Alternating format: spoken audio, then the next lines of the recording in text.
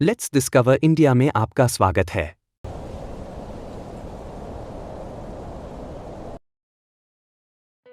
इस वीडियो में हम आपको वशिष्ठ गुफा ले जाएंगे, जो ऋषिकेश के निकट गंगा नदी और हिमालय के शांत वातावरण में बसा एक पवित्र और निर्मल स्थान है। वशिष्ठ गुफा बद्रीनाथ राजमार्ग पर ऋषिकेश से 25 किलोमीटर दूर है। हमने ऋषिकेश से 600 रुपए में 2 स्कूटी किराए पर ली और वशिष्ठ गुफा पहुंचे। यदि आप हमारे चैनल पर नए हैं और अभी तक हमारे चैनल को सब्सक्राइब नहीं किया है, तो कृपया सब्सक्राइब करें और नोटिफिकेशन के लिए घंटी का आइकन दबाएं। मुख्य सड़क के दाहिनी ओर आपको वशिष्ठ गुफा का प्रवेश द्वार मिलेगा।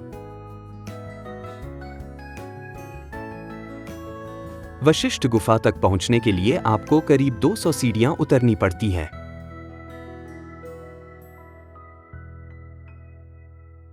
आप बगल में बने कंक्रीट के फुटपाथ पर भी चल सकते हैं।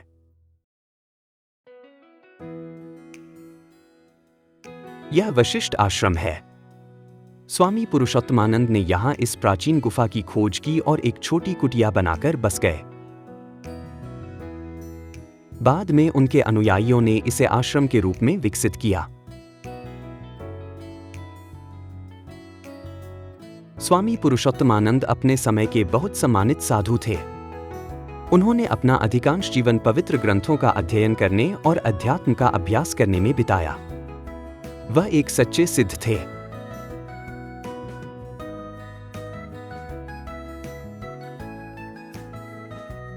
और यह प्रसिद्ध वशिष्ठ गुफा है।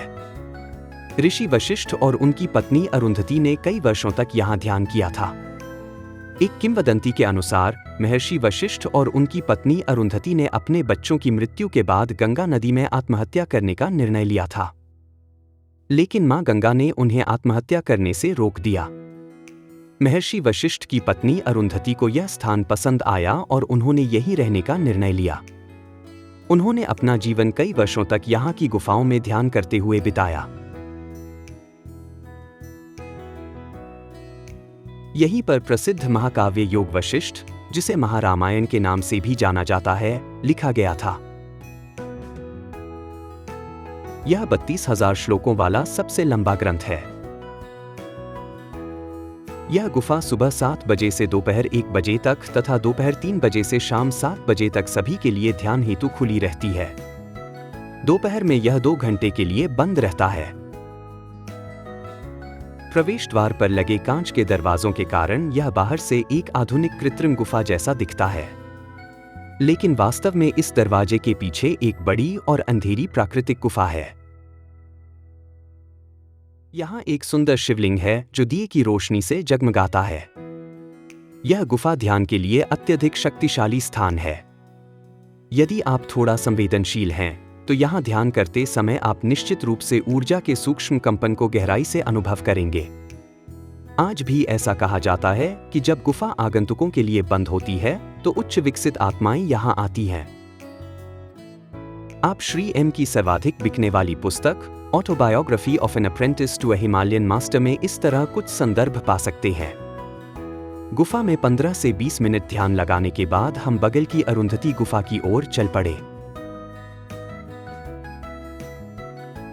यह वशिष्ठ गुफा से कुछ मीटर की दूरी पर दाईं ओर है। यह प्रसिद्ध अरुंधति गुफा है।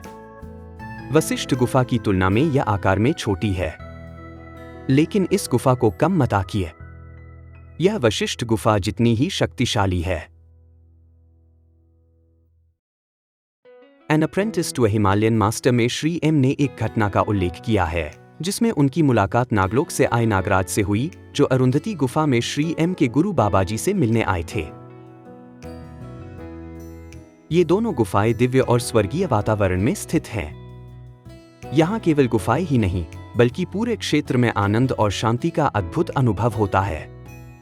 दिव्य गंगा नदी हरे भरे पहाड़ों से घिरे रंग बिरंगे पत्थरों की गोद में अत्यंत शांति और सौम्यता के साथ बहती है।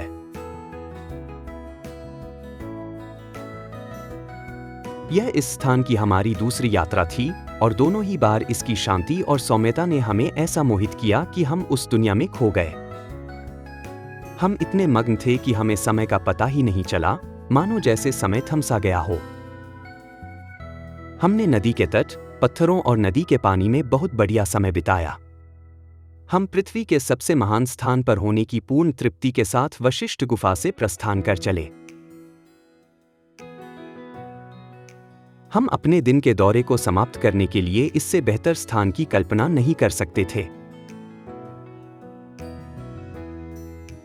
आज के लिए बस इतना ही।